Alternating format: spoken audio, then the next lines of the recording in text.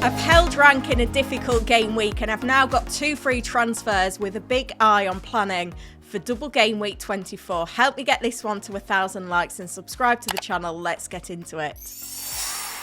Starting off with how my game week 22 went then, I finished up on 49 points. I had some significant returns in the defence from Trent and Robinson. Double Arsenal defence failed once again. I didn't go for a Forest defender, but they didn't keep a clean sheet either. The midfield, everyone blanked, a massive disappointment, including Salah captain. But he did get a clean sheet point for 6. He actually outscored the other 2 options I was looking at, which were Palmer and Isak. Chris Wood got a 12-pointer for the forward line. Probably should have gone there with the captaincy. I ended up making a late transfer of Solanke out for Gakpo to triple up on Liverpool, ready for that double game week 24. That didn't pay off this week, but Solanke now has an injury anyway, and things in terms of injuries are looking significant at Liverpool, which will help Gakpo's minutes if Jota is to miss the double game week. So no regrets on making that transfer. Feel like I'm in an okay shape going forward as well. We've got a full slate of Champions League and Europa League midweek games starting off tonight. I'm recording this video on Tuesday morning. So on Tuesday evening, Aston Villa travel to Monaco and Liverpool host LOSC. And then on Wednesday, we see City travel to PSG and Arsenal host Dynamo Zagreb. Also in the Europa League on Thursday, we've got Spurs away at Hoffenheim, and we also see Manchester United host Rangers. Some teams have got a lot more to play for in the Champions League and Europa League in terms of qualification than others, but it is going to be a significant week with these midweek games. So my biggest suggestion is, unless you've only got exact funds to make transfers, hold off until at least Friday. And there is a storm coming in the UK on Saturday as well, which could affect the fixture schedule. So patience is going to be everything this week. Transfer plans then, I've got 2 free transfers, 0.8 million in the bank. I am tripled up on Liverpool players, so that is going to block me from using the assistant manager chip on Arne Slot. I was a little bit concerned about Trent after that poor performance against Manchester United, but he does have 2 double-digit hauls in the last 4 game weeks. 2 clean sheets, 2 attacking returns in that time as well. So if he can keep his place from Conor Bradley, I'll probably stick with that Liverpool triple up.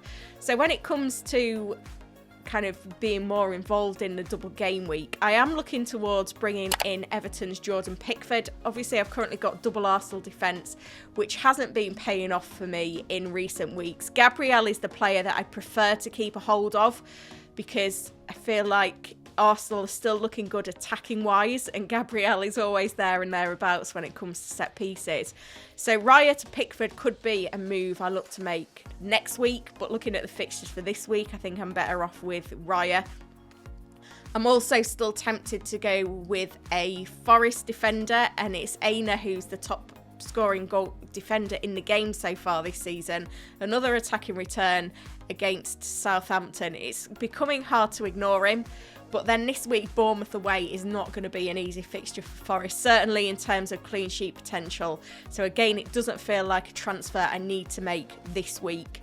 I'm also going to be potentially looking to use that assistant manager chip on David Moyes in game week 24 for Everton's double game week. I do have the funds for Moyes. He's only 0.5 million. So there's a few moving parts here and players to consider, but it does feel like this week a role will stand me in a lot better position for double game week 24 going into that one with 3 free transfers. Team selection time then, and decisions to be made in defence and attack on who to start, who to bench. I am going to be going in with the double Arsenal defence away at Wolves. I feel like that could be a good fixture on paper for that clean sheet potential. And then I'm having to go with the attacking players for the other defenders to start. Trent at home to Ipswich, got to start him on current form, and I am choosing to start Robinson at home to Manchester United over Konza at home to West Ham. I think Fulham don't have the easier fixture compared with Aston Villa, But you look at Robinson's form, where he's got 3 assists in the last 4 game weeks and a clean sheet in there as well. Konsa's only got 1 clean sheet in that time. I do feel like I end up week to week benching Konsa's points. It's probably going to happen again, and Vandenberg will be last on the bench once again. Moving into the attack, I am going to stay in a 3-4-3. Jacob Murphy is going to drop to the bench though for Southampton away.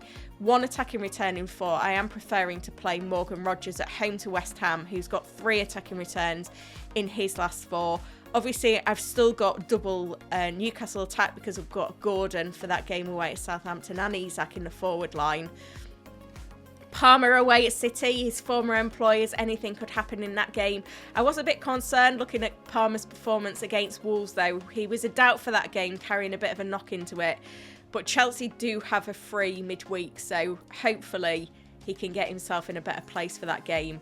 And then, yeah, I've got the triple Liverpool with Salah and Gakpo at home to Ipswich and Chris Wood away at Bournemouth. It feels like wherever I look in this team, there's really promising fixtures, including the players on the bench as well. So it certainly feels like it's going to be a week where there's a lot of potential for points.